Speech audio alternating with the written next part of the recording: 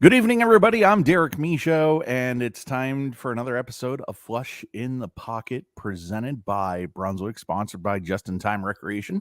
Check them out at justintimebowl.com. Before we get into our guest tonight, I want to say a big thank you to Straight Up 5 with Johnny Petraglia Jr., Rob Francis, Johnny Petraglia Jr., and of course, Dr. Ocho for coming to my defense. I guess, saying something about me posting about the podcast on Monday. I guess it was removed off the Brunswick Bowling fans group, and I said that I was not kind of brokenhearted about that, but they came to my defense, and I really appreciate you guys for doing that. So tonight we have a 3-time PWBA champion, the 2000 U.S. Women's Open champion, and I believe she won the Players Championship or the Queens the Players Championship that year as well. And she won a title in Memphis in 2003. Tennelle Milligan, how are you? Did I get anything wrong? Well, no, I'm good. Thank you for having me. No, I think you rattled off a 4-time champion, but Cool. you rattled them all off there. So thank you. Which one was I missing? Let's see. You got the Queens, you got the U.S. Women's Open, you had the Players Championship, and then in 2003, the Memphis Open. When did you win the Queens? The Queens was in 2005 when PWBA was already going. Sure. Yep. Yeah, I mean, I'm glad to have you. So I'm sure, I don't know if you watched the PBA event, the Delaware Open, and I'm sure you've seen the controversies and stuff like that. What's your opinion, and what can you do with a bowling ball? Can you get in and loft the left gutter cap like if you ever needed to? Oh, heck no. That would hurt my back. So kudos to those who can. And regardless of how you do it, you knocked them down. Yes, I have read, I have heard all, the magical unicorns out there about people going Brooklyn for a win. He won. Get over it. Yeah. All right. So I have one BS question before we start. I watched it might have been your first show, 98. You know what? It was 98 Queens. Yes. You're on that show, and they were talking about how you had your tongue pierced. Do you still have that piercing? Oh, no. I've grown out of that phase. I'm good now. No. All right. So I'm a 14-year-old. Heck no. It's gone. No, I get it. It's cool. Thanks for putting up with me. I really appreciate it. Oh, man. All right. So we're going to get into it right here. If you have a comment, please go ahead. And the real reason why she's here, Tennelle, how did you get started bowling? Oh, goodness. I think like a lot of people talk about, it's family. It's within the family. And families go bowling all the time. And my parents bowled, 3 years old, had older siblings. So they bowled, and I wanted to be like them. I was the youngest. My brother's 12 years older than I am. My sister is 7 years older than I am. And I wanted to do everything they did. So that's how I got started bowling. My parents bowled league, and we would stay after, and I would just throw the ball down the lane as much as I could. And that's basically how I got into it. My parents told me I was before my time. My parents told me I could join a league when I learned how to bowl with one hand. Oh, come on.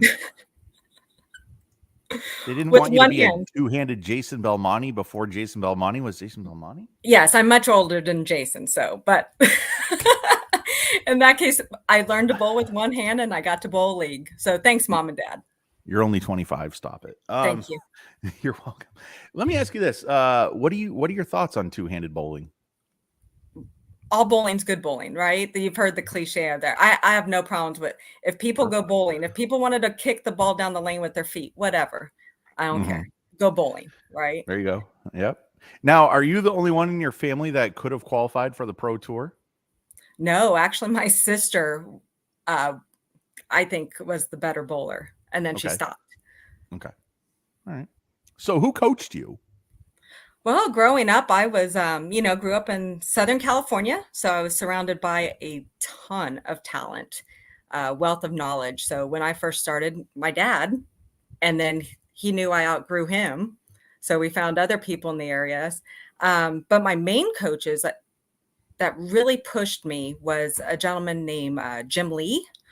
He is no longer with us. No. Yeah, Jim Lee was a huge part of my success to where I'm at. Barry Asher, who I worked for a few years, and Mark Baker. Who didn't Mark Baker coach? Like, yeah, that's awesome. And I got to work with Mark Baker before he was Mark Baker. Okay. Wow. That's awesome.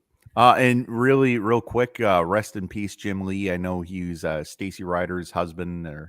Yeah, that's I saw that.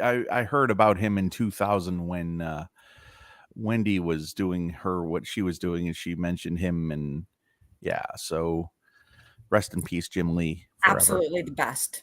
Absolutely. Yeah, sure. So this person knows you. So the staff management at Polestar in I can't see that. Hold on. You can see that right there. Yeah, Cedarvale. Cedarvale. Okay, Cedarvale Lane's it. They say hello to you. Hello, Cedarvale, one of my favorites. Yeah, that's awesome. How did the PWBA went there, right? We did. The proprietor there, Brent Prentice, met him in 1995 at the Coca-Cola National Finals. And we've been friends ever since. And I called him up one day and said, hey, PWBA, how do you like to have it? He's like, let's go. That's awesome. So what did you accomplish in your bowling life that made you think that you could try the tour? There's a chance you could be successful. So like what happened in your bowling life to make you like, as soon as this happened, you're like, okay, I'm going on tour. Well, being, surrounded by the talent that I was coached by, Jim really pushed it. Bowled locally, youth bowling is huge in Southern California. Bowled the junior amateur tour, bowled the Greater LA Junior All-Stars, had great success in those organizations, and then went on to the next level in the area, which was the WWPB, Western Women's Professional Bowlers. And most of the ladies who competed in that bowled on tour. So felt pretty competitive with them, finished top 5 a few times, and just said, hey, I can do this. And Jim really is the one who said, hey, you should go out on tour. And I wanted to bowl Team USA. So I told Jim I was bowling Team USA, and his quote was, you can't buy steak with gold medals. So I still bowled Team USA. And then a year later, I went on tour, and really the year after Jim passed. Oh, man. Wow. You can't buy steak with gold medals. At that time, you really didn't. So is that his way of saying there's no money in Team USA? At that point, yeah, there was no money involved with Team USA at any level. And that was his way of saying, you've got the talent, kid. Go out on tour. Sure. Yeah. Adam Lemerise is a big fan of professional bowling, and he says lots of respect for the PWBA. He knows a lot of the ladies, which he does. And so he is a big fan. So he says hello to you as well. So Adam, thank you very much for watching. What was your best moment on tour? Oh, my best moment on tour. I mean, cliche, right? We're going to say, oh, winning my first title. Yes, it was. It was the best moment. But really the best moment came after that. Right after the show, went outside, my roommates all gathered around, one of them, Stacy Ryder, Maxine Nabel, Carol Giannotti, Wendy, that whole group. My best moment was they took me under their wing, and then we celebrated and right afterwards. And they that was my best moments, was learning from them at all times. Sure. Because you're it's kind of a team effort, if you will, a little bit, because yeah, you could go out there and you could do it, but if you don't have people backing you and people supporting you, then I mean, what are you doing it for? Right. Right. It was a sisterhood. And how terrible was it How terrible was it to learn from Carol Giannotti? And I mean, wow, Oof. wow. I mean, that was I'm being sarcastic, by the way. Oh, I get it. Yeah. She taught me all the don'ts. I have time. What are those don'ts? No, Oh, can't share those don'ts. okay, no problem. No problem. What would you say was your worst moment on tour? Oh gosh, that's too many to name, but in the short period of time that we have, I mean, one that comes to mind was that next year, 2001, after my rookie season, Mhm, right? Poor, just had a lot of demons I was facing because I was very fortunate to be successful out of the gates, mhm, and then the next year wasn't so successful, mhm, and just mental toughness. So, or sorry, the lack of mental toughness in that year. So I went home.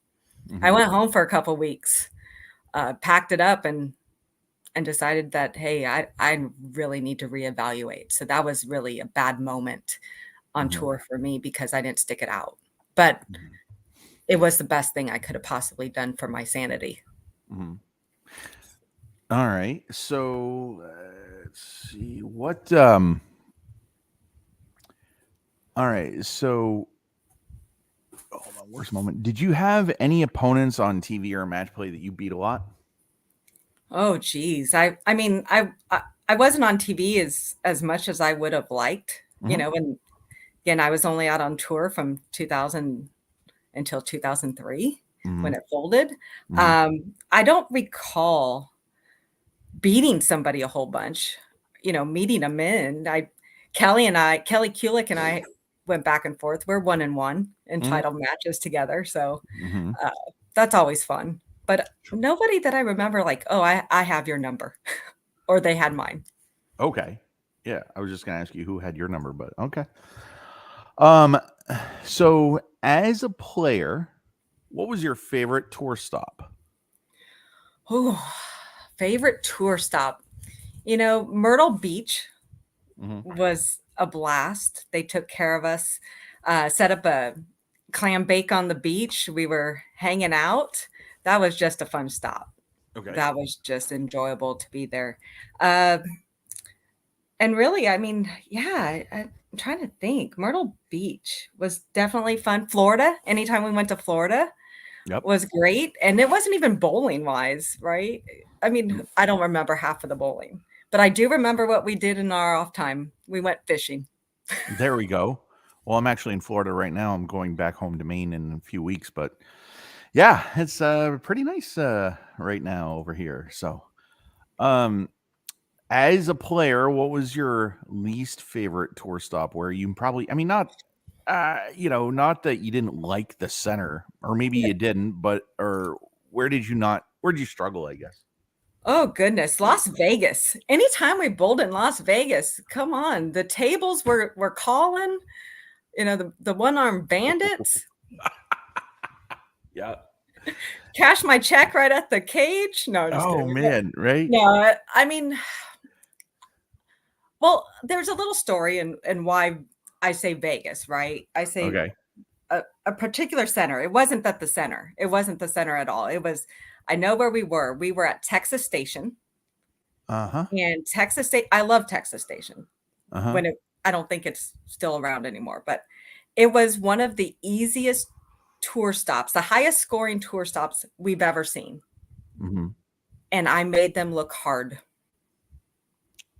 Really? Yeah, I think I finished last that week. Everybody is averaging 230s, 240s. I think I averaged 170. I made them look really hard. So were people coming to you, like, other competitors, be like, "How'd you do?" And you tell them and like, "Well, how the hell did that happen? Because I was able to do this pretty well," and, you know. I watched, it was just one of those weeks, right? Nothing Yeah. went right. And I love the way you throw it because you're pretty straight and you don't, I mean, you're if the lanes are tough, you're the one I wanna put the ball in your hand. Thank you. Yeah, the lanes were Absolutely. easy. You don't want me throwing it. Where did the PWBA never go, you wish they had? Oh gosh, I wish we would have traveled internationally, Mhm. right? I wish we would have gone overseas. I wish we would have gone to Australia. Sure. That would have been great. Yeah. Um, Oh, yeah. you know, if I had a place in the United States that the PWBA never went, I would Mhm. say during my time, Mhm. I would have loved to spend some time in you know, in Maine, Boston area up there. So, you know, I'm not just saying that because, you know, you're Yeah, I great got you. the host, but that part of the country, I would have loved to be up there. I love seafood. Come on, come to Bayside. I'll buy you the All first. I'll right. buy you the first drink. Yeah, if you drink. I mean, if you don't worry about it. Oh, wait. But Cheers. hey, cheers. Oh man, that's awesome. So how did 2003 affect you? Well, the in which part? The whole thing of how it ended? Yeah. Well, you know, emotional. I mean, even still to this day, I get very emotional about it. You know, a little Mm-hmm. bit of bitterness. Mm-hmm. A little bit of it. But 2003 was just so sad for everybody. Right. For me, um, after you know, John Summer had to come and mention to all the girls in a meeting, this was it. Mm-hmm. He tried. He tried everything he could. WIBC at the time, they were, you know, godsend and put us out as long as they could. And Mm-hmm. it was just sad. It was, yeah. Yeah. Didn't know for a long time after that. Even, you know, I talk about July 2003 Mm-hmm. and being like, oh, okay, a couple months, no big deal. And Mm-hmm. then it was a lot of years. Right. So just for my own knowledge, for later on in the podcast, are you still tournament director? I am not. I Okay. resigned in 2001. There was a position that Oh. became available at USBC in the rules department. Mm-hmm. And I have a 14-year-old daughter now. And Good for you. I just did not want to miss any more of her. Yeah. There you I go. wanted to be mom. There you go. Shout out to your daughter and shout out to Jason. Hope you guys are doing well. In 2003, you won in Memphis, and you like when you went into the title match, I guess I don't know, you hurt your back or something. How did that affect you? Like, what was the injury, and how did that affect you during the title match? Yeah, so that injury was a rib was out of place. It had been out of place for a day and a half. Okay. No idea how. Woke up one morning and it was out of place. And my roommate at the time, Kendra Cameron, Mm-hmm. We were talking about it and how it was going to impact. And she was supportive of saying, hey, take your time, be slow. And it was really hard because I couldn't breathe. Anytime I took a deep breath in, you know, pre-shot routine, out, it just hurt. Oh, It just, yeah. so it was scary for a while. Mm-hmm. Oh, I bet. But you got through it and you won. And I mean, that had to have made the pain go away a little bit, right? Of course, it always makes it go away when Absolutely. after that final shot was thrown, knowing that you win. Yeah, all the pain goes away at that point. But yeah, it was I went to see the chiropractor the next day and voila, Right. back in place. So as a player, and the reason that these are worded the way they were is because were a tournament director and I know that you work in the rules department at USBC. Shh. As a No, just player. Oh yeah, shit. I'm sorry about that. What was a rule that you agreed with that other people did not? Oh, geez. Well, you know, I'm not just saying this because I work in the rules of the sport of bowling. I am about the process. I'm about, you know, rules are there to protect us. Mm-hmm. So I guess I signed up to play. I signed up to compete. Mm-hmm. I followed the rules as much as I could, unless there was gray area. Then I found the gray area. But I pretty much agreed with all of them. I don't know if the other girls didn't. It really never really came up that I recall. You just follow the rules. So there wasn't a rule that you didn't agree with then? Not at that time. Was there a rule Nothing I that? could think of. Okay. Was there something that wasn't a rule that probably should have been a rule? Oh, absolutely. There's Mhm. always those.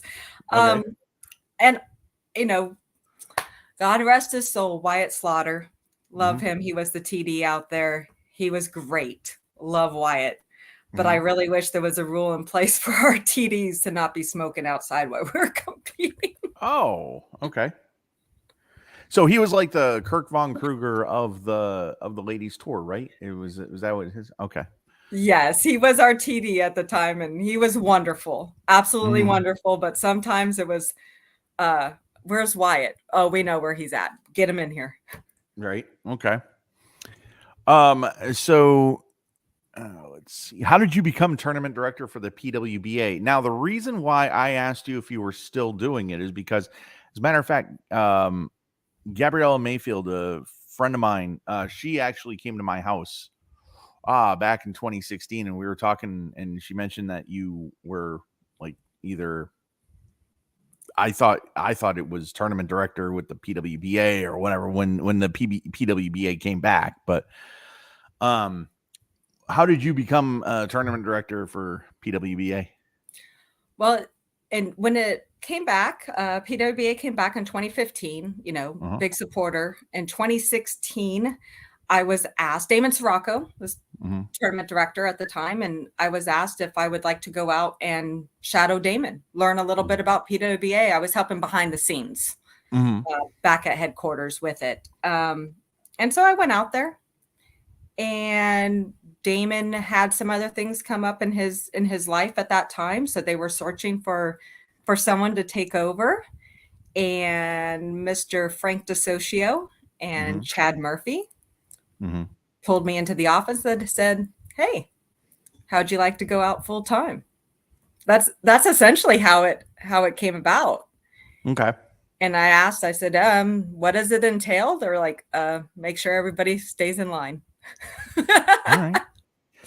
All right. There you go. So, what was one of your rules that wasn't that bad of a rule that other people had a problem following? So a PWBA rule or my personal rule? Whatever, like PWBA rule, if you were in, or I guess, can we do both? Sure, All right. absolutely. All right. So a PWBA rule that's in place that seemed to, not too often, because the ladies were great. The Mhm. ladies followed the rules. They did everything that they needed to do. It's tough. It's tough out there to sometimes just to get your stuff together, figure out where Mhm. you're at. So the big rule that tended to get fined a few times was being late. Mhm. Don't be late. Mhm. We have a schedule to keep. Mhm. We have, Bull TV, proprietors, fans. There's just a schedule to keep. So sometimes if they were late, they would get fined, but very rare. Yeah. What about one of your rules? Or is So that one of your? yeah, no. That was actually a rule in the book. Rule Okay. out of the book was the bull with the pro events. Mm-hmm. A lot of folks would be, oh, I'm tired, or can I get out of the pro-am tonight? And sure, you could. And I Mm-hmm. always said there was 3 ways to get out. One, you have to go ask the proprietor. Mm-hmm. Go ask the proprietor if you could not bowl their pro-am. Mm-hmm. And just to be clear, the proprietor was always told to say yes. Because they're Okay. not the bad guy. I'm the bad guy. Mm-hmm. Mm-hmm. Okay, so proprietor says yes. Second, all the sponsors on the shirt, they had to call all the sponsors to get their permission to miss out on the event. Mm-hmm. And then third, find a replacement. Mm-hmm. So if they could do all of those and a replacement, keep in mind, if they were a major champion, they needed to find a major champion. Oh, okay. This is good stuff. Yeah, that's awesome. So do you have to, all right.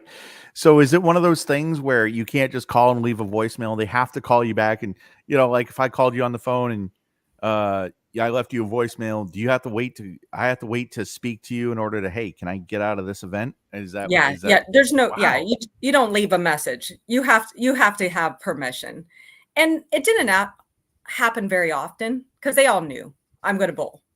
But if Mhm. somebody was sick, if someone was, ill, there were exceptions, right? I Mhm. understand Mhm. that. Somebody's finger's about to fall off because, you know, the weather, the humidity, whatever it may be.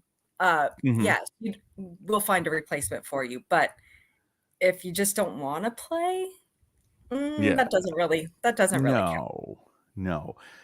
I have one that I have a question that's just kind of a fanboy question, but I think my favorite pro bowling rule is you have to wear your name on the back of your shirt. I'm on Bowlify staff, and even when I wasn't, if I got a Brunswick shirt, my name was on the back.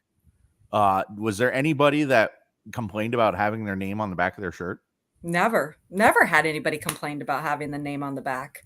A matter of fact, I mean, it's always been, I mean, I don't want to say always been a rule because when we Yeah, bowled on TV back at my time, we didn't have right, to wear a name on our back. right. So I don't know when that rule completely changed to where you had to on television, but I've never heard anyone complain about having to put their name on the back. Now, I miss the old chain stitch letters on Uh, the shirts. chain stitch. Okay. That's old school.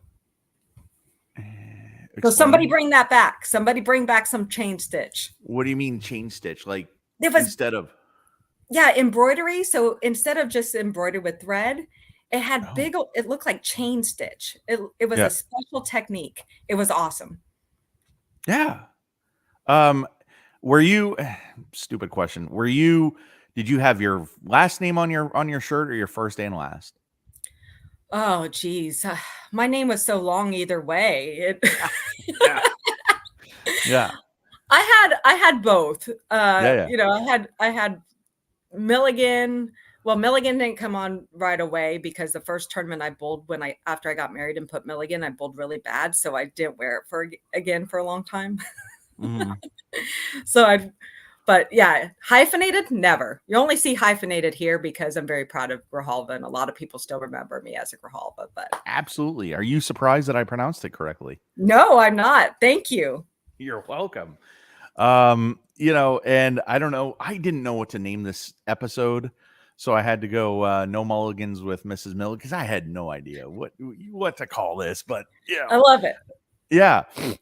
What was your strictest rule as what is your strictest rule now, and what was your strictest rule as a PWBA tournament director? Oh, jeez. Strictest rule as a PWA director.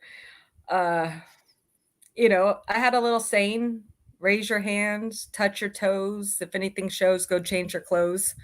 Always look presentable, always be Uh-huh. nice. Uh, kind of every season, I tried to present the ladies with a Sharpie Uh-huh. uh, with a bow on it because they were to have that in their hand anytime a bowling ball wasn't in their hand, walking around signing autographs for fans. That little kid Oh. who comes up to you, make sure Yep. you sign it. I learned that from watching NASCAR.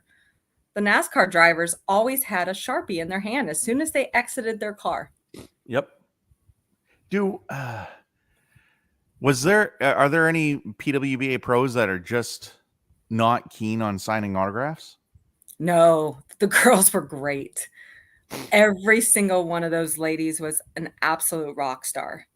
And anytime appearance, signing autographs, photos, they were rock stars. That's awesome. So I'm going to tell you a quick story about Kim Adler. My favorite thing about Kim Adler, when I went, my first pro event was 99 US Open, right? In Milford, Connecticut. I asked, I can't drive, obviously, and I was 18 years old. I asked Dad if we could go, and my uncle lived in Connecticut, and he says, yeah, sure, we'll go. And so I recently, before the tournament, I went to North Carolina for World Special Olympics for bowling, and I wanted to wear the silver medal to that event. I was only in the bowling alley for one day in Milford. So Kim Adler comes up to me and she says, can I put that on? I said, yeah, absolutely. So that was I loved the PWBA pros. I mean, I met Leanne, I met so many greats, and everybody was so nice. And that was definitely one of my favorite PWBA memories. So that was totally awesome. They are fabulous ambassadors for the sport of bowling. Absolutely. All right, so we're gonna do a thing called going flush in the pocket. When was the last time you bowled 300, Tennelle? Sure. Oh, okay. I bowled 2 games the other day and it equaled 300. Does that count? Really? Oh, okay. All right, sure. The reason I ask is because you're going to bowl one tonight. It's just using your voice. When I created this podcast, Parker was actually my first pro interview. So that's why if you subscribe to this channel, by the way, please everybody subscribe, like Flush in the Pocket, presented by Brunswick, sponsored by Just in Time Recreation. When I was coming up with my questions for Parker, turns out everybody gets these questions because when I say, what's your worst moment on tour? What's your best moment on tour? Every answer is different. So you're never, even though the same question gets asked, you never get the same answer. Especially here. What is your favorite food? Sushi. Okay. All right. Favorite music?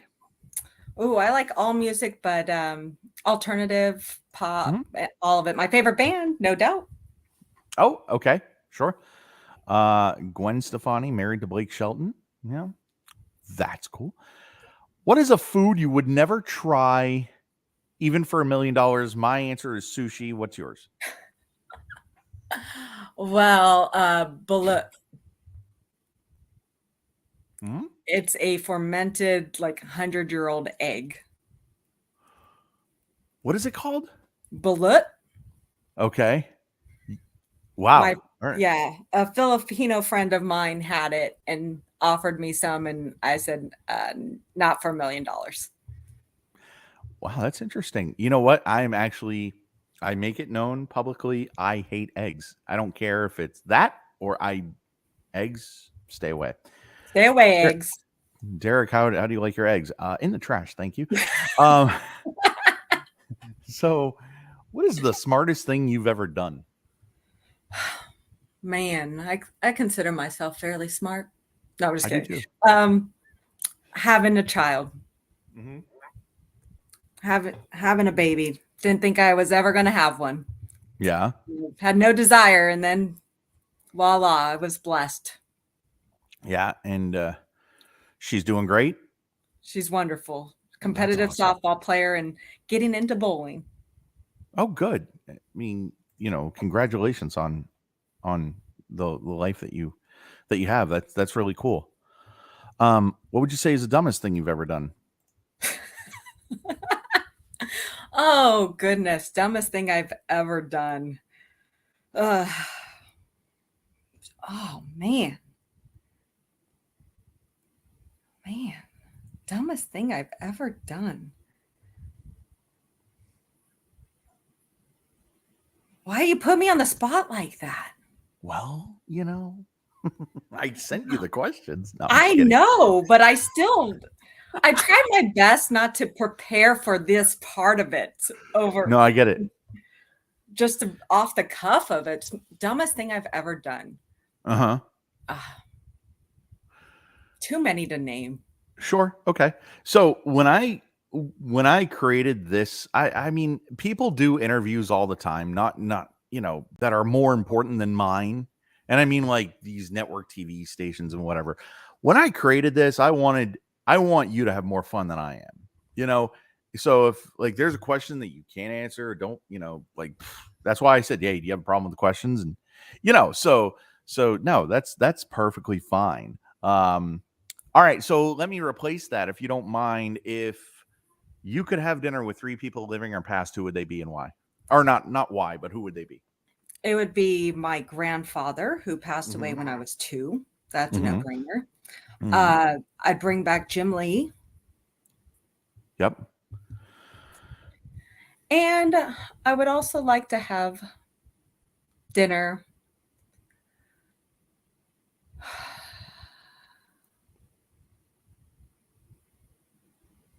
with my father-in-law again.